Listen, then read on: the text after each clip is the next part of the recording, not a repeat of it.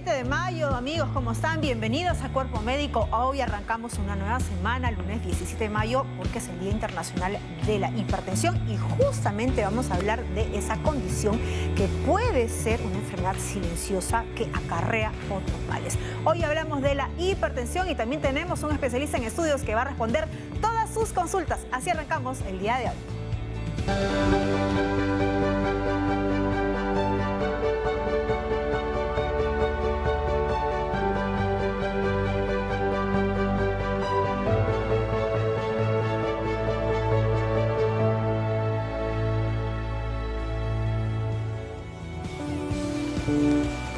Muy bien, hoy día vamos a empezar la semana hablando de una enfermedad silenciosa, como hemos dicho, que puede acarrear otros males y que en definitiva puede suponer un gran riesgo para nuestra salud. Hay muchas personas que incluso están padeciendo de la hipertensión sin saberlo y evidentemente poniendo en serio riesgo su salud. Nosotros vamos a tener a un especialista connotado en estudios que va a responder todas sus consultas, pero antes vamos a ver un informe. ¿Qué les parece? Y entramos de lleno con el especialista y sus preguntas.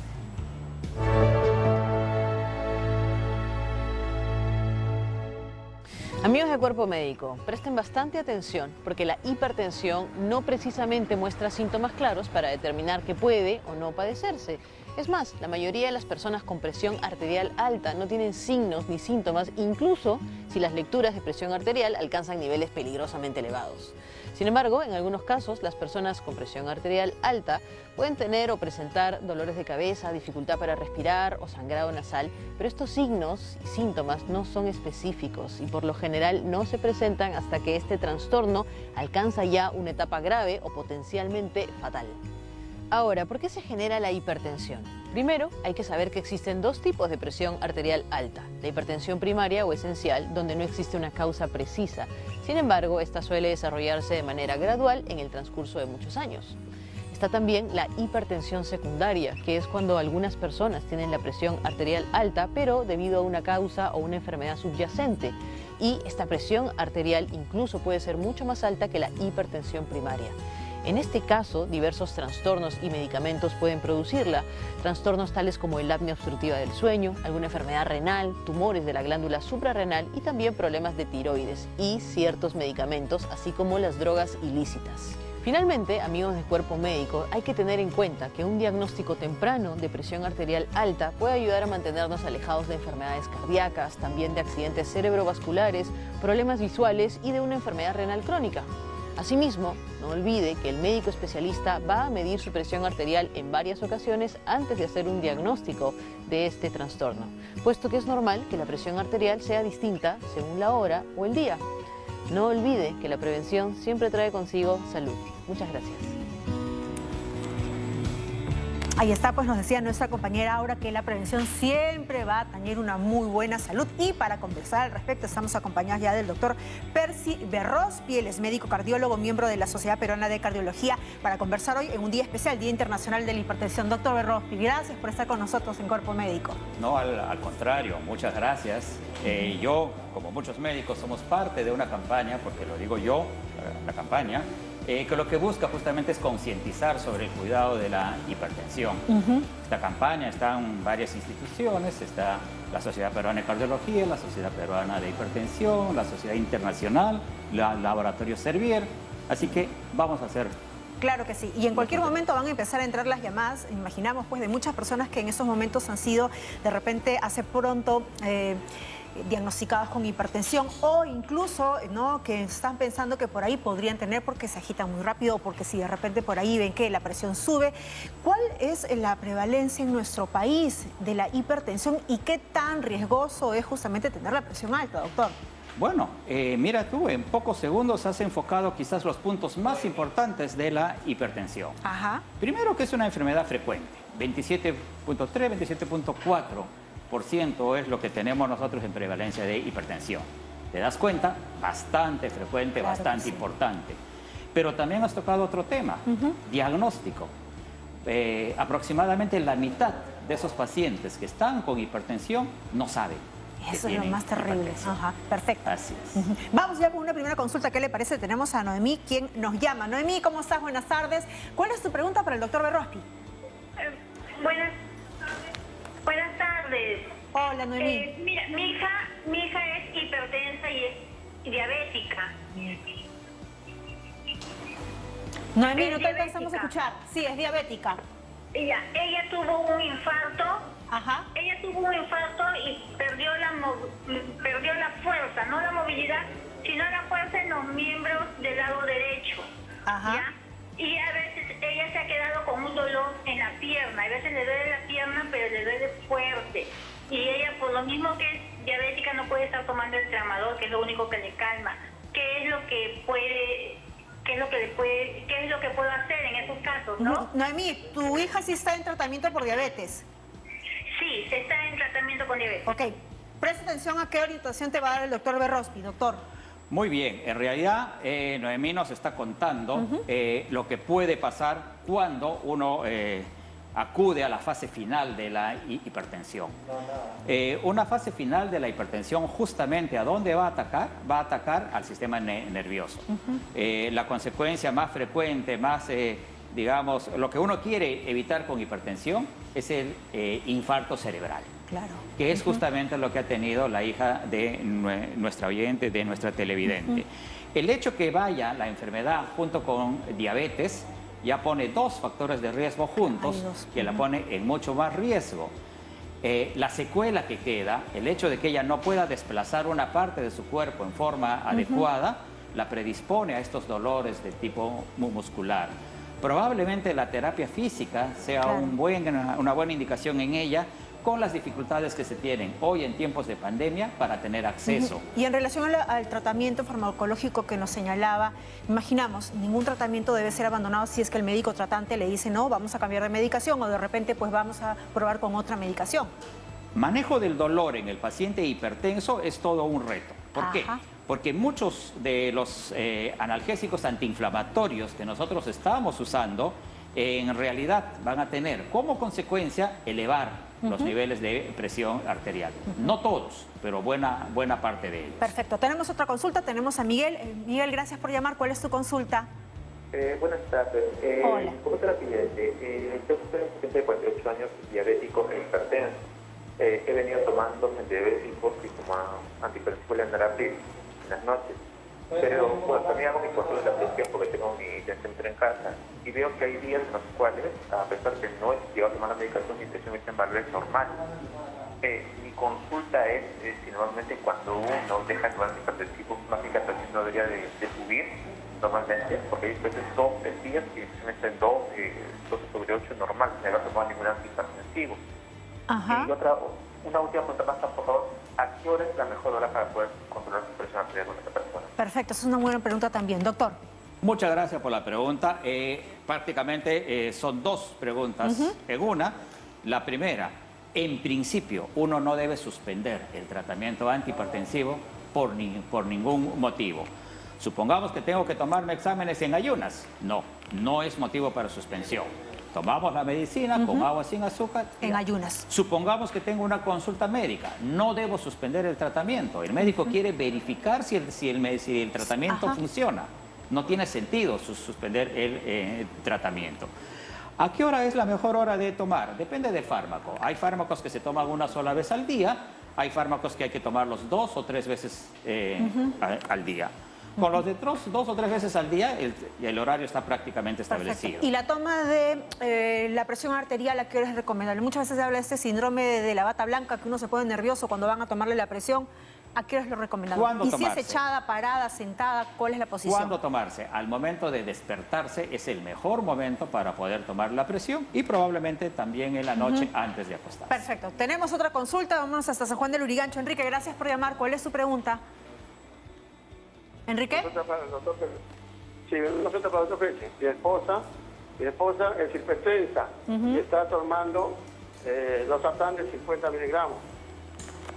Sí, ¿y tu consulta es, Enrique? Es que ahora le han recomendado al doctor que tome una en la mañana y una en la noche, de 50 miligramos. La consulta era para el doctor por eso decirle que eso está bien porque la doctora que lo trata le recomendó una. En al día. relación. Ya ahora estamos con otro médico que no se ha recetado que tome 2 al día. Perfecto, muchas gracias. Gracias, Enrique. La dosis más frecuentemente usada en el losartán debiera ser 50 miligramos cada 12 horas, es decir, 2 veces al día. Contadas ocasiones van a ameritar que uno use una dosis menor, pero lo correcto, lo usual, lo más frecuente es usarlo 2 veces al día. Perfecto, vamos ahora hasta San Miguel. Luis, gracias por llamar. ¿Cuál es su pregunta? Buenos días con todos. Mi nombre es Luis Romero. El 2 de enero del año 2018 tuve un acidez isquémico que me afectó y me dejó paralizado la mitad de mi cuerpo. Mucho fue por la sobrepeso y por la presión alta que tenía. Mi pregunta es, ¿cuál es la relación a lo que debo tener cuidado en estos momentos sobre la hipertensión y la mi ACV? Me recuperé gracias a la ayuda de mis hermanas y Dios también. Perfecto, muy buena pregunta. Y el ACV. Sí, ¿quieres hacer una pregunta adicional? Luis, ¿estás ahí? Relación entre hipertensión y... Y el ACV, ¿no? El accidente cerebrovascular. ¿Así es, Luis? Sí, tuve un accidente cardiovascular. Un accidente Perfecto. cardiovascular que me afectó, isquémico, que me afectó el lado izquierdo. En cardiología nosotros tenemos 2 grandes enemigos, los lípidos y los niveles altos de presión. Los lípidos generalmente van a atacar las arterias del corazón, infartos cardíacos. La presión elevada, su blanco es el sistema nervioso central, cerebro. El stroke, el ACV, el derrame, esas son las formas como nosotros solemos reconocer la consecuencia de tener una hipertensión no diagnosticada y no tratada. Esa es la relación directa que hay. Generalmente, una hipertensión a la cual no se logre dar un manejo adecuado va a terminar con un paciente con un accidente cerebrovascular. O sea, digamos que la hipertensión podría desencadenar en esta falla cardíaca, en este problema. Sí, en realidad la hipertensión va a dañarte cerebro, corazón, riñón. O sea, todos los órganos que se ven afectados por este bombeo extremo. Donde haya una arteria, ahí la hipertensión va a estar dañándola. Perfecto, ha quedado clarísimo. Vamos a otra consulta, nos vamos hasta Lince. Rosa, gracias por llamar. ¿Cuál es tu pregunta? Ya, doctor, muy buenos días. Le llamo porque yo soy paciente hipertensa. Me recetaron losartán, pero parece que ya no me hace efecto. Yo me tomo la presión, me sale 15,7. En la mañana estoy a veces en 14,8 y me siento pesada, ¿no? En la cabeza. Me da un poco de mareo, me duele la parte del brazo, me siento fastidiada, doctor, y tomo mi pastilla regularmente todas las mañanas. Muy bien, ¿y tu pregunta es, Rosita?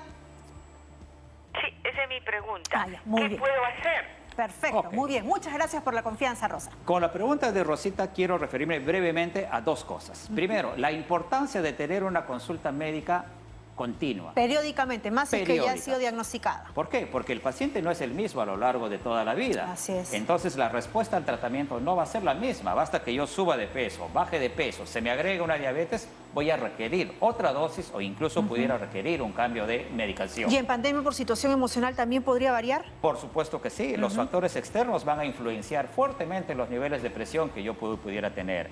Entonces la medicación, el tratamiento es de por vida, pero los fármacos y las dosis van a ir cambiando. Entonces yo voy a tener que tratarme la hipertensión toda mi vida, pero no siempre va a ser la misma dosis y el mismo fármaco. Entonces la recomendación para Rosita es que vaya con su médico tratante, que le consulte y le haga conocer todas estas preocupaciones que tiene y de repente hay algo que regular por ahí. La dosis, así es. Perfecto, muy bien. Vamos ahora con otra consulta, nos vamos hasta el Callao. Elvis, gracias por llamar. ¿Cuál es tu pregunta? Buenas tardes. Hola, Elvis. Doctor, yo tengo 36 años, hace un mes me diagnosticaron hipertensión, pero solamente un mes tomé las pastillas, porque me hacía, tener mareo, debilidad. Ahora estoy que lo combato con ejercicios y alimentación sana, pero de vez en cuando me viene dolor a la cabeza. ¿Es bueno lo que estoy haciendo o está mal, doctor? Muy bien, gracias. La hipertensión arterial es una enfermedad que no se cura, se controla. Por lo tanto, el tratamiento es de por vida. Es cierto que hay algunos pacientes que pueden controlarlo sin fármacos, pero es la mínima cantidad. La gran mayoría de ellos requiere un tratamiento farmacológico. Por lo tanto, dejar las medicinas no es una buena idea. Los tratamientos alternativos pueden ayudar, pero difícilmente van a reemplazar al tratamiento farmacológico. ¿Los cambios en estilo de vida podrían mejorar? Los cambios de estilo de vida son indispensables para el manejo tratamiento. de cualquier entidad, llámese hipertensión, dislipidemia, glucosa alta, para cualquiera. Come bien, haz deporte, es el secreto de una buena salud. Y en ese rubro de come bien, ya en unos minutos entra nuestra querida Sara Guzabán, nutricionista, quien nos va a hablar sobre los alimentos y la alimentación de los hipertensos. Vamos con otra pregunta hasta Guaura. Sheila, gracias por llamar. ¿Cuál es tu consulta? ¿Qué tal, señorita? Buenas Hola, tardes. cuéntanos. Mira, a mi mamá le acaban de medir la presión, en la cual que dice que está con 130/80 y me mencionan que está con la presión alta. No, ¿qué alimentos o qué medicamento podría tomar ella para que esa presión baje? Y porque le duele demasiado la cabeza. O sea, ella recientemente ha sido diagnosticada con la presión alta. Sí, así es. Muy bien, a ver, escucha al doctor Berrospi, que tiene una orientación muy importante que darte. Primero hay que dejar claros que una medida alta de presión no es diagnóstico de hipertensión. El diagnóstico de hipertensión tiene unos parámetros claros que tienen que cumplirse para poder hacer el diagnóstico. Cualquier evento que me eleve la presión no necesariamente va a requerir medicación.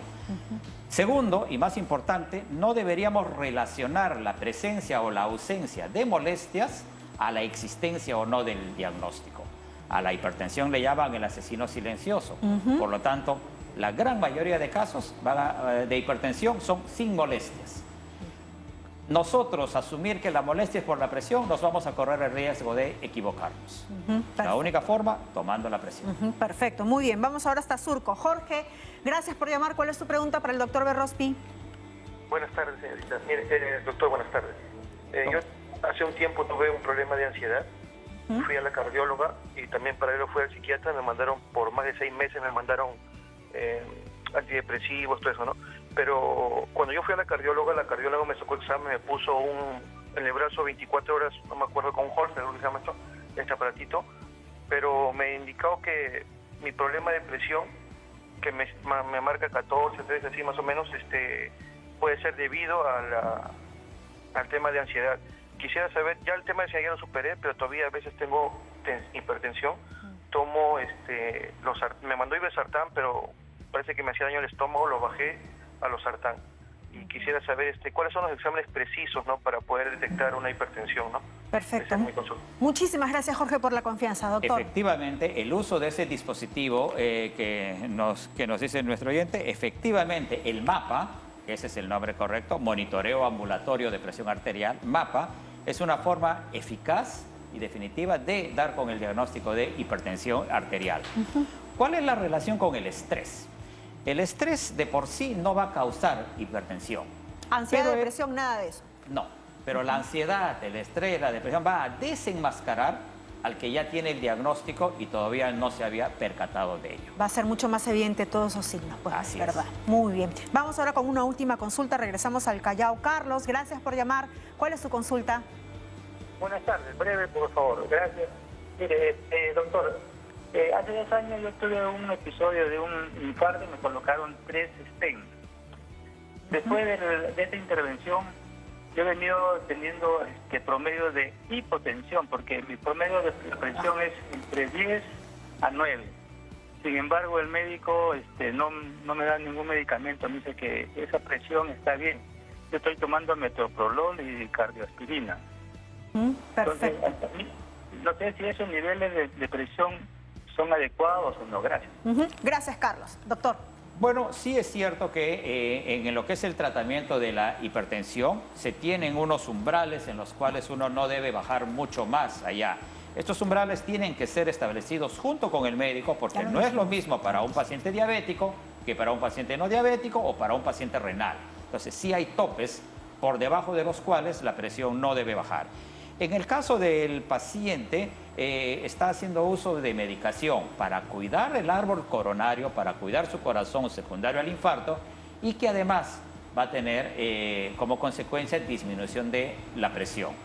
Siempre, como es en medicina, hay que ponderar el riesgo-beneficio. Claro que sí. Hipertensión. ¿Los hipertensos pueden vacunarse contra la COVID-19, doctor? La hipertensión es una indicación más para ser vacunado. Yo diría que si soy hipertenso, tengo más urgencia todavía de ir a la vacunación. Y los chequeos preventivos como siempre. Doctor, queremos ya terminar este bloque pidiéndole sus recomendaciones, ideas muy puntuales, por favor. Muy bien, vamos a terminar. La idea clave es la prevención, es el arma principal para poder luchar contra la hipertensión. Eso significa que yo tengo que llegar al diagnóstico de hipertensión. Tómense la presión. Cada vez que puedan aprovechar, traten de llegar al diagnóstico. Acuérdense, hay 50% de pacientes hipertensos que ni siquiera se han enterado. Y si ya se enteró que es hipertenso y sabe su diagnóstico, no suspenda la medicación. Sígala tomando, que la medicación es de por vida. ¿A partir de qué edad uno debe de tomarse la presión así cotidianamente, frecuentemente, para ir midiéndola, doctor? Arbitrariamente hemos puesto la edad de 40 a 45 años. Sin embargo, el control empieza desde que uno nace. Perfecto. Muchísimas gracias, doctor. Siempre es un gusto conversar con usted. Hemos estado en estudios con el doctor Percy Berrospi, médico cardiólogo, miembro de la Sociedad Peruana de Cardiología, hoy en el Día Internacional de la Hipertensión, como lo habíamos señalado incluso en un inicio. Muchísimas gracias. Seguramente lo vamos a tener nuevamente en estudios. Encantado. Ahora sí, nosotros vamos a hacer una pausa y regresamos con la información nutricional y la hipertensión. Ya regresamos, no se mueva.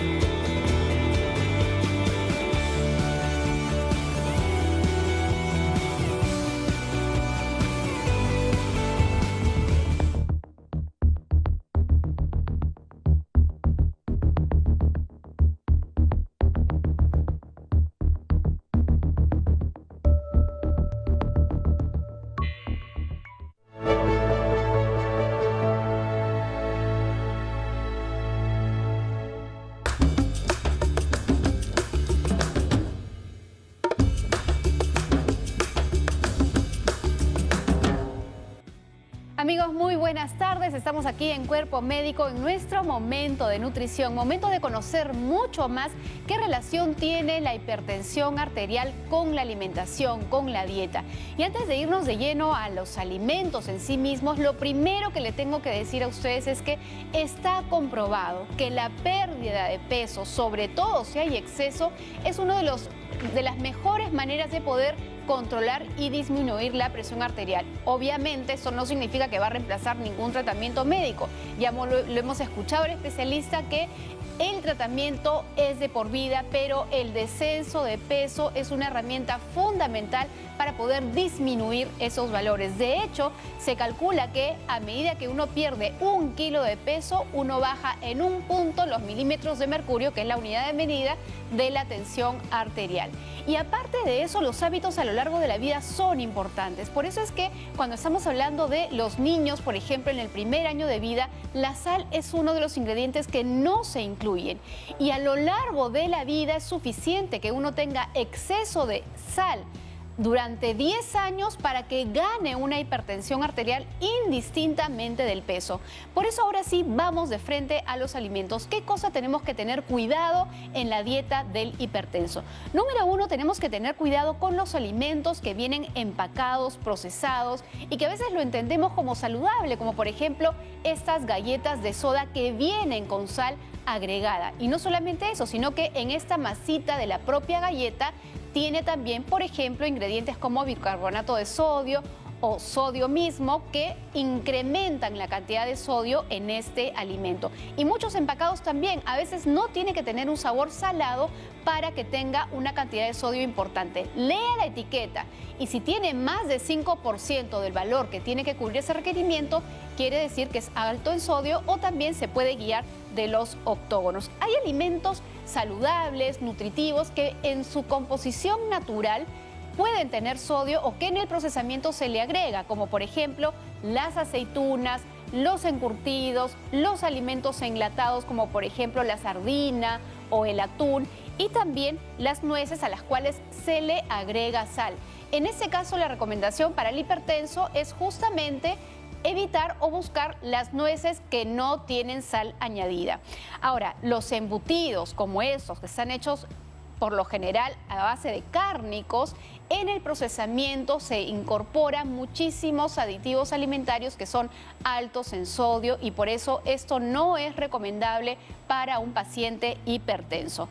Muchas veces me preguntan, ¿y qué hay de la sal en la olla? Yo tengo que quitarle la sal a la olla, pues en realidad depende mucho de cómo estamos. Si eres un hipertenso que está descontrolado, no se estabiliza estos niveles de tu presión arterial, entonces todo esto que hemos mostrado hay que retirar, incluso probablemente la sal de la olla. Pero si eres un paciente controlado, puedes agregarle sal a la comida normal, moderado, y ahí hay que comparar con los otros miembros de la familia cómo lo sienten en el sabor. Otra cosa que se puede hacer es agregarle sal al guiso, más no agregarle sal, por ejemplo, al arroz. Y un hábito que tenemos que evitar completamente es el uso del salero en la mesa, porque esto agrega mucho más sal sin que uno se dé cuenta. Y finalmente, mantener una buena hidratación con agua. Cada vez que consumas un alimento que lo sientes salado o que por su naturaleza tiene más sal, debes agregar un vaso con agua para poder tener una mejor dilución, sobre todo en tu sangre. Jennifer, esos son algunos de los consejos. Hay mucho que decir respecto de la hipertensión arterial, pero ya sabemos que bajar de peso, hacer actividad física y cuidar los alimentos son clave para estar mejor. Y eliminar sobre todo el salero en casa, bótelo, preferible no tenerlo jamás en la mesa. Una pregunta, ¿y en vez de la sal yo puedo de repente sazonar con orégano, tomillo? Esa es una excelente alternativa, muy buena opción. Los condimentos acentúan el sabor y es una manera de disminuir la sal. ¿Copa de vino rojo? Me preguntan. El alcohol es una de las cosas que eleva la presión arterial y por tanto no hay que incluirlo. Muchas gracias, Sarita, muchas gracias a ustedes. Recuerde, Cuerpo Médico va de 1 a 1 y 30, de 5 a 5 y 30 de la tarde. Mañana a la 1 de la tarde los especialistas responden sus preguntas sobre el cáncer de tejidos blandos. Hasta mañana y hasta más tarde, 5 de la tarde. Chao, cuídense.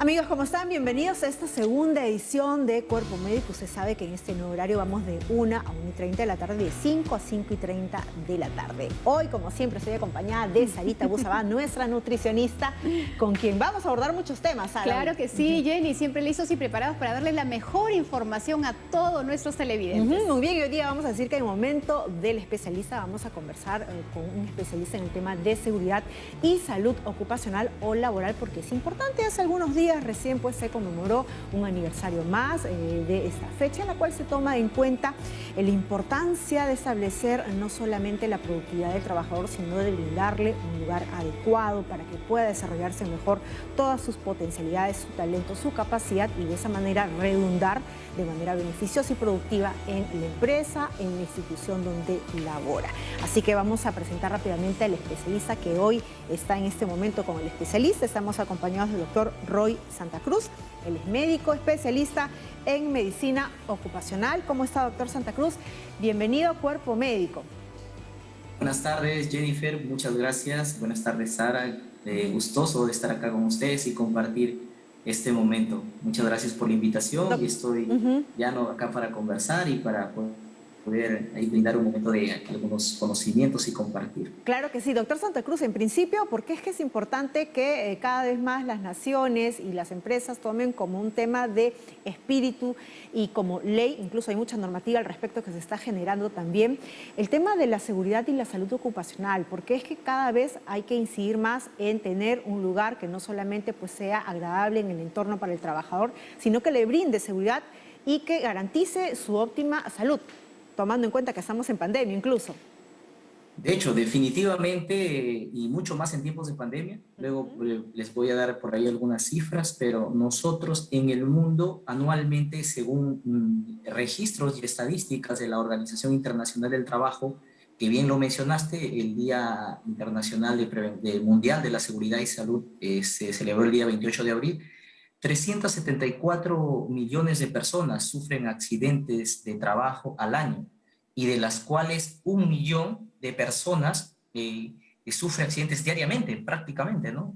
Más o menos, digamos, como vamos a poder observar en la figura 1, que es un extracto que sacamos, nosotros tenemos que 7.500 personas mueren al día por temas relacionados a seguridad y salud en el trabajo, de los cuales 1.000 corresponden a accidentes y 6.500 a enfermedades relacionadas al trabajo. Entonces, la prevención es importantísima, dado cuenta la cantidad de personas que están involucradas, ¿no? Y entendiendo que esto involucra a empresas formales e informales. Obviamente, en las empresas que, digamos, tienen mayor riesgo e incluso tienen digamos, el tema de informalidad, los riesgos son mayores y a veces no hay una cultura de prevención, y estas cifras pueden verse aumentadas por este tipo, digamos, de actos inseguros, conductas inseguras y estructuras inseguras o digamos, lugares seguros que sean inseguros para el trabajo, ¿no? Doctor, este es un tema importante. Sí. Claro que sí, doctor, muy importante. Y de pronto llama la curiosidad en conocer cuáles son estas enfermedades más asociadas al trabajo, es decir, enfermedad que te da con frecuencia por algún tipo de trabajo en particular. ¿Cuáles serían las más frecuentes? Excelente pregunta. Importante entender que nosotros en el siglo XXI, ya en algún momento la OMS lo dijo, globalmente estamos, no solo ahora tenemos la pandemia del coronavirus, pero tenemos la pandemia de alteraciones circulatorias y el metabolismo, o sea, las enfermedades endocrino-metabólicas. Entonces, lo que identificó la OIT justamente que el 75% de estas enfermedades en esta etapa y digamos, más en el siglo XXI es referente a enfermedades circulatorias, llámese enfermedades cardiovasculares, en un 30% cáncer y en un 25-26% enfermedades respiratorias, ¿no? Doctor, pero permítame ahí una pequeña interrupción. Estas enfermedades que nos está comentando, que son enfermedades crónicas, no transmisibles, pueden surgir por diferentes motivos, como por ejemplo simplemente el tema de ser sedentario, pero el trabajo o qué tipos de trabajo de alguna manera están más asociados a generar tipos de enfermedad. Por ejemplo, me pongo a pensar tal vez alguien que trabaja en un tema textil y que de repente no usó su mascarilla correctamente y está aspirando todo el tiempo a las pequeñas pelusas de la tela, alguna enfermedad asociada podría tener. Por ahí, ¿cuáles son estas enfermedades?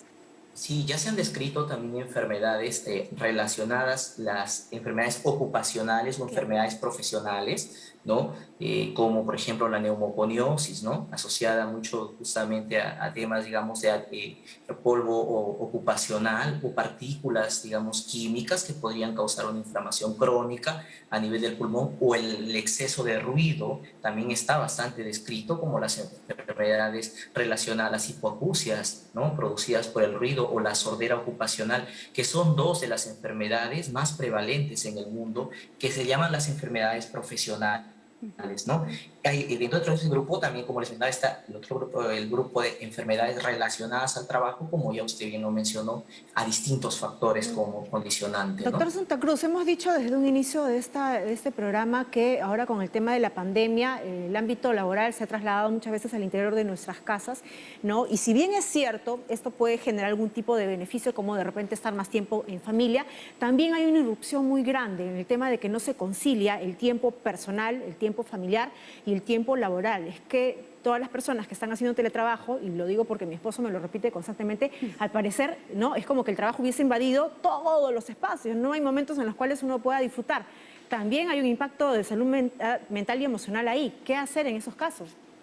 Correcto, usted ha mencionado un tema bien importante, que dentro de las enfermedades emergentes está el estrés laboral o las enfermedades de salud mental, y los riesgos psicosociales son parte, digamos, de condicionante de estas enfermedades. La OIT lanzó una cifra bien interesante, que el 36% de personas, digamos, mucho más con 36 a 40% de personas más con el tiempo de COVID ha aumentado esa cifra. Esta era pre-COVID, trabajaba más de 48 horas semanales, y el tema es de la conectividad. O Pues ahora estamos conectados, si bien es cierto, en todo lado, pero este problema de conectividad, si no lo manejamos adecuadamente, como usted lo ha mencionado, vamos a terminar afectándonos, digamos, nuestra salud mental, ¿no? Entonces, ¿qué hacer? Ahí, digamos, primeramente tenemos que establecer una rutina de trabajo para poder llevar ese equilibrio con la familia, ¿no? Tenemos que establecer una rutina, tenemos que establecer horarios y también el respeto a nuestro horario, digamos, de alimentos, porque esto es importante. Ustedes seguramente pasan con el tema de las reuniones, ¿no? Colocan reuniones, entonces uno tiene que poner un espacio, tiene que dormir mínimamente sus 8 horas diarias, reglamentaria, tratar de descansar, la alimentación saludable, todo esto forma parte del balance de la salud mental. Entonces, esto es una de las enfermedades emergentes laborales por los riesgos psicosociales. Y uno de los riesgos psicosociales de estos nuevos es justamente el estrés laboral, que si no se controla podría llegar a ser el síndrome de burnout, ¿no? Que es ya la etapa grave, donde las personas pues justamente ya empiezan a presentar enfermedades derivadas de no haber controlado bien estos riesgos, ¿no? Ahora, para eso se necesita también pues trabajadores bastante conscientes. Sarita. Sí, importantísimo. Justamente al propósito que el doctor mencionaba, el tema de la alimentación saludable, justamente de eso vamos a conversar hoy en nuestro segmento de nutrición. Buenísimo. Relacionado obviamente al tema laboral. Y doctor, algo también que está mencionando usted, el tema del burnout, ¿no? Este bloqueo emocional y estresante, me lleva a preguntar cómo es que quedan las personas luego de tener esas jornadas de trabajo, ¿no? A veces es tan difícil llegar al equilibrio de, ok, dejo de trabajar y empiezo mi rutina familiar. O sea, en general, todas estas consecuencias, ¿cómo queda la persona luego de todo este tiempo de trabajo? Recordemos que la salud como tal es un equilibrio, ¿no? La salud no solamente es la ausencia de enfermedad. Entonces, dentro de este equilibrio hablamos de salud física y salud mental. La salud mental, cuando se puede ver resquebrajada, justamente también puede alterar nuestra salud orgánica. La salud mental, el hecho, porque forma parte de nuestro sistema inmunológico, tiene que estar en equilibrio con la salud mental. Entonces, una persona obviamente cansada, que tiene una alta exigencia mental, no duerme bien, con muchas preocupaciones, y puede desencadenar incluso algún tipo de patología mental, como está determinado el estrés, la ansiedad, la depresión. La cantidad de suicidios aumentó en personas con motivos del COVID. Imaginen entonces cuánto puede desencadenar por depresión. Y otra, la pandemia que no estamos viendo, la pandemia que no estamos viendo justamente que es la de los niños y los ancianos, que todo este encierro, ¿no? Entonces, imaginen todo esto lo que ha traído más aún para las personas con responsabilidades. Doctor Santa Cruz, ¿no? justo estamos viendo en pantalla una lámina en la cual vemos porcentajes de cómo quedan los empleados después del trabajo. Imaginamos es una jornada que se realiza, pues puede ser de manera presencial, ¿no? Donde se señala muy puntual las cifras bastante altas, 38.9%, le resulta difícil relajarse, ¿no? Uno de repente regresa con la adrenalina, el 30% le cuesta cada vez más ir a la oficina, el de retornar, y el 32.5% está tan cansado que no puede dedicarse a otra cosa, es decir, nos deja agotados. Por favor, si nos puede explicar un poco más y darnos detalles de cómo abordamos con soluciones prácticas y qué herramientas tenemos para justamente no enfrentarnos a estas cifras que son tan altas. Sí, definitivamente. Esta lámina me parece bastante interesante, que hizo un estudio de una universidad argentina en base, digamos, a cómo es que queda uno después de una jornada laboral extensa, ¿no? Por la gran cantidad de horas que labora. De forma práctica, lo que más hemos visto y lo que bastante ayuda es establecer rutinas reales, de buscar este equilibrio. El trabajo, aunque no se tiene que tener un horario, evitar que esto se cruce, estas barreras, establecer un horario de alimentación, establecer horas de sueño, la alimentación que usted lo conoce bien, Sarita, el tema de horas de sueño, el tema, digamos, de también tener un espacio para la familia, porque, digamos, si no, podemos llegar a caer entonces. Importante establecer una rutina de trabajo que no rebase estas horas, porque la conectividad nos sigue afectando. Celulares, computadoras, respondiendo emails.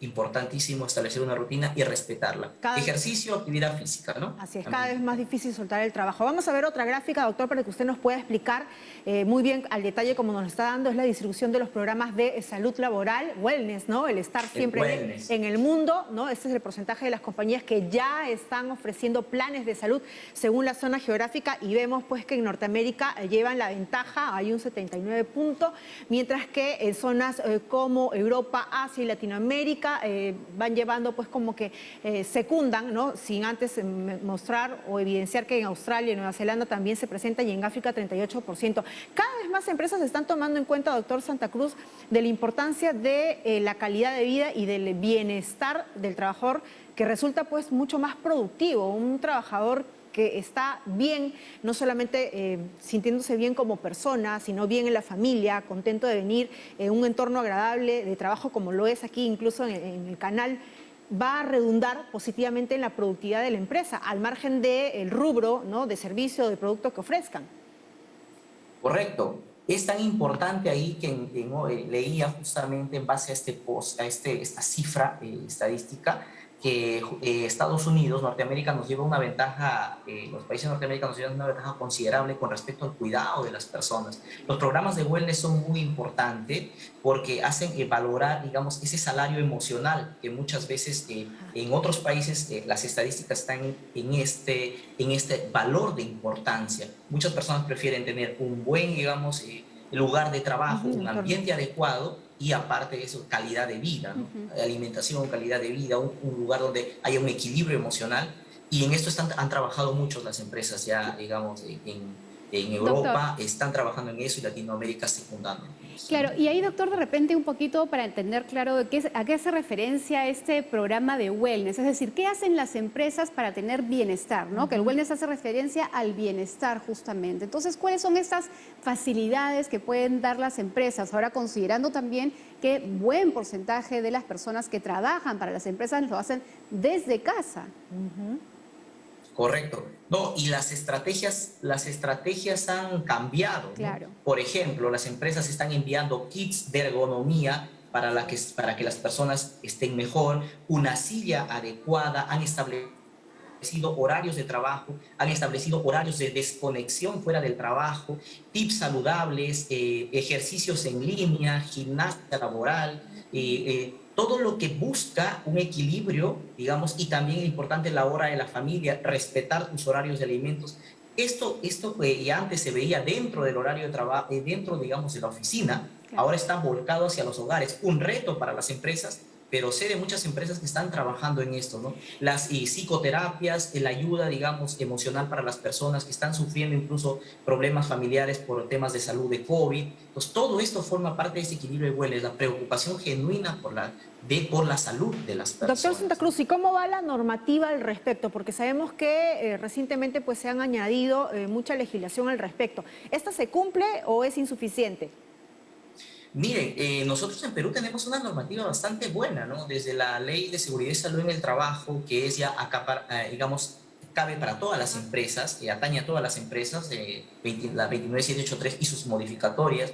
En el sector minería, por ejemplo, tiene un estricto cumplimiento de las normas legales, así como otros sectores de actividad minera. Y en relación a COVID, el Ministerio de Salud ha trabajado mucho en tema, digamos, de normar la prevención y control de la pandemia en el lugar de trabajo. Entonces, ahí también incluso se ha avanzado la protección para el personal de salud, digamos, en tipo de coberturas de seguro, que están en la primera línea, ¿no? Entonces, sí, definitivamente que puede haber siempre una mejora, pero bastante ser conscientes de que tanto el Ministerio de Salud como el Ministerio de Trabajo han trabajado en esto, protección de las personas en riesgo. Por ejemplo, hay normativa para que las personas mayores de 60 años o con enfermedades crónicas no vayan a laboral para no exponerse y digamos, siempre pensando en la protección de los trabajadores y en equilibrio con lo que las empresas hacen, ¿no? Entonces, digamos, es el punto.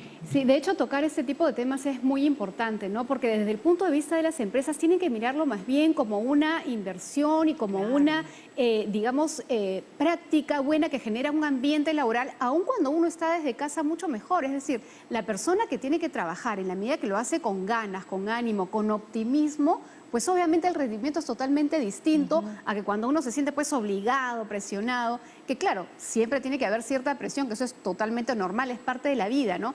Pero en la medida que, digamos, las empresas promuevan, digamos, o tomen en cuenta ese otro aspecto de la vida de la persona que está trabajando, pues el rendimiento y la calidad de vida y el bienestar de esta persona, pues mejora muchísimo. A mí me parece eso es una cosa muy, pero muy buena. Como dice el doctor, está, ¿no?, el ámbito del salario emocional, incluso sabemos que muchos grupos etarios, ¿no?, como los millennials, ¿no?, supeditan o priorizan este salario emocional frente al salario económico, que de repente, ¿no?, era algo que las generaciones mucho, ¿no?, más antiguas, o de repente personas de mucha más edad que trabajan mucho más años, ¿no?, dicen, no, mejor yo prefiero un poquito más de dinero, no me siento tan cómoda, no me brindan seguridad, pero gano un poquito más. Pero ahora no, ahora el tema del salario emocional, ¿no?, está mucho más priorizado, porque de eso se trata la vida, de vivir bien, calidad de vida. Doctor Santa Cruz, por favor, si nos puede dar ya recomendaciones finales, ¿no?, a propósito de este día que se ha conmemorado hace algunos días, el tema de la seguridad y salud en el trabajo.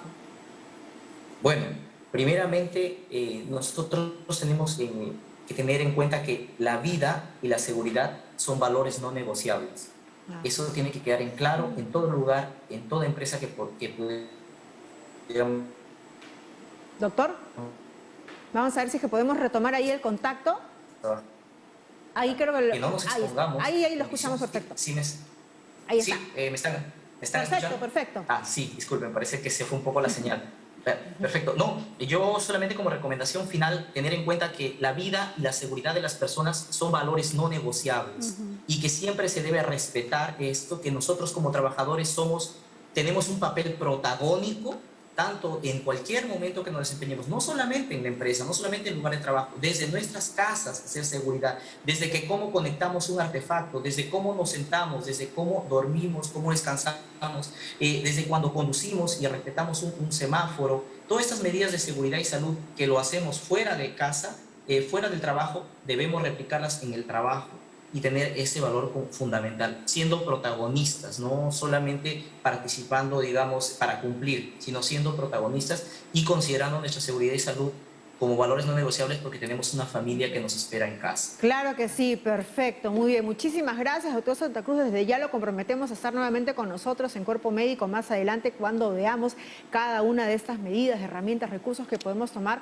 cuando estemos pues hablando de seguridad y salud en el trabajo, específicamente en el tema de la postura, si es que de repente nos toca trabajar pues en una fábrica, como bien decía Sarita, ¿no? Si es que somos operarios en una fábrica, si es que de repente estamos por largas horas trabajando de repente en plena vía pública, todo eso lo vamos a conversar con usted más adelante. Muchísimas gracias. Muchas gracias a ustedes, gracias por la invitación y que tengan un excelente día y a seguirnos cuidando todos. Claro, ¿no? sí, a seguirnos cuidando. Muchísimas gracias a usted. Hemos estado con el doctor Roy Santa Cruz, médico especialista en medicina ocupacional, y nosotros vamos a dar una pausa, pero vamos a regresar con lo que usted está esperando. Así que tome nota, lapicero, cuaderno, porque yo sé que Sara Busaba nos da todos los días lecciones sobre nutrición tan importantes para estar bien. Sarita, ¿de qué nos vas a hablar? Bueno, el día de hoy vamos a hablar justamente de estos hábitos que tenemos que tener en cuenta para poder tener justamente un mejor rendimiento laboral. Así que no se lo pierdan, que venimos con todos los tips y datos importantes. Perfecto.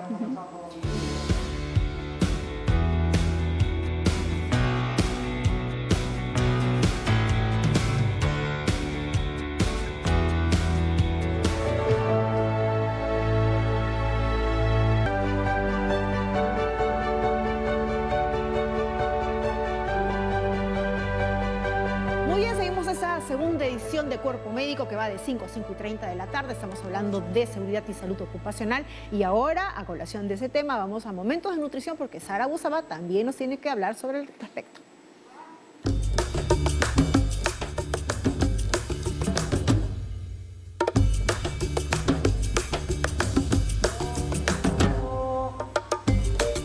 Amigos, estamos de regreso y justamente como bien lo habíamos comentado, Jennifer, qué importante es verdaderamente tener todas las condiciones adecuadas para poder tener un rendimiento laboral adecuado, ¿no? Porque todos queremos rendir más, ganar más, y no solamente desde el punto de vista económico, sino también del bienestar. Y por eso es que la nutrición es tan importante. De hecho, antes de la pandemia, una de las dolencias más frecuentes en las personas que trabajaban era justamente la gastritis. ¿Y gastritis por qué? Porque se salteaban comidas o simplemente salían apuradísimos de casa por el tráfico, pues para llegar al centro de trabajo era un infierno muchas veces. Salían con un café en la mañana, llegaban y empezaban otra vez con el café, la galleta, picoteaban un poquito en el almuerzo y luego llegaban a casa y era ahí donde se daban pues el gran banquete.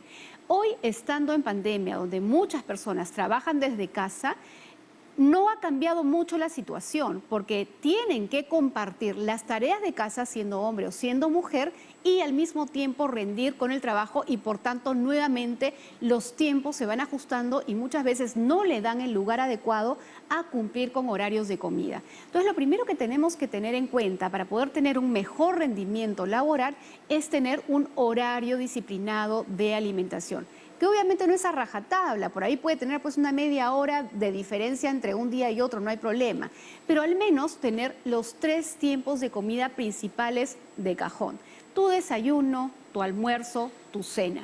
Ahora, cuando tú estás en la mañana, recuerda que has pasado todo un tiempo de ayuno, de reposo en casa, y debes tener tu desayuno y trata de que sea balanceado, y en el caso de trabajo en casa sigue siendo esta la comida más importante, porque tú vas a despertar tu cuerpo, despertar tu mente, despertar todo para estar dispuesto a un día de trabajo y también de atención familiar, ¿no?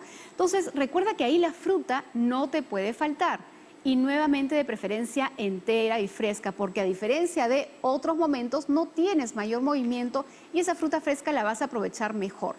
Un vaso de avena, tal vez un pedacito de camote, una pequeña proteína que podría ser el huevo, un poquito de queso, y con eso estás. Si quieres tomar una infusión, trata de alejarla, ya lo hemos hablado el otro día, al menos 1 hora. Entonces, a media mañana te puede caer muy bien un café. Ya estás con el estómago medio lleno porque has tomado tu desayuno, entonces el café a las 2 horas, hora y media, te puede ayudar a mantenerte en un estado de alerta y concentrado para tu trabajo, que también podría ser un té si es que eres sensible al café. Y luego viene tu hora del almuerzo. En el almuerzo, si eres una persona que tiene que tener un trabajo de alta concentración, tengo que estar concentrado en mi computadora, leyendo, haciendo cálculos, X tipo de trabajo, entonces recuerda que tu almuerzo tiene que ser ligero. Por 2 motivos. Primero, porque si tú tienes un almuerzo contundente, entonces rápidamente el cerebro va a ordenar a tu cuerpo entrar en un estado de reposo para poder digerir todo eso que tú has comido. Entonces va a afectar tu calidad de atención, te vas a sentir pesado y no vas a estar pues con toda la disposición para el trabajo. Y el segundo motivo es que recuerda que estás con menor movimiento físico y por tanto necesitas menos caloría. Obligatorio, y no me voy a cansar de decir, mi plato generoso de ensalada. La ensalada no es un adorno de mi plato de segundo. La ensalada es un plato generoso que tiene que acompañar mi plato de fondo. Y este plato de fondo, tratemos que durante la semana no sean preparaciones muy contundentes. Por ejemplo, dejemos el ají de pollo o de gallina, el frijol con seco, el tacu-tacu para el fin de semana. Y día de semana más bien optemos por un pollo al horno, un pollito a la plancha, un pescadito al vapor, verduritas, una papita sancochada, que eso te va a permitir estar satisfecho, pero también seguir dispuesto para el trabajo. Y si estamos hablando de la cena, donde ya vas, digamos, ya terminaste tu jornada laboral, a veces pueden venir los antojitos, que es totalmente normal, pero procura que este antojo lo conviertas, lo transformes a una versión saludable. Muchos pacientes me dicen, bueno, es que ya en la noche quiero mi premio y quiero comer, por ejemplo, no sé, me provoca pedirme una pizza. Ok, puede ser eventualmente, pero también puedes prepararlo en casa, digamos, con un pan, digamos, un pan pita que puedas comprar o una masita fácil que tú puedas hacer.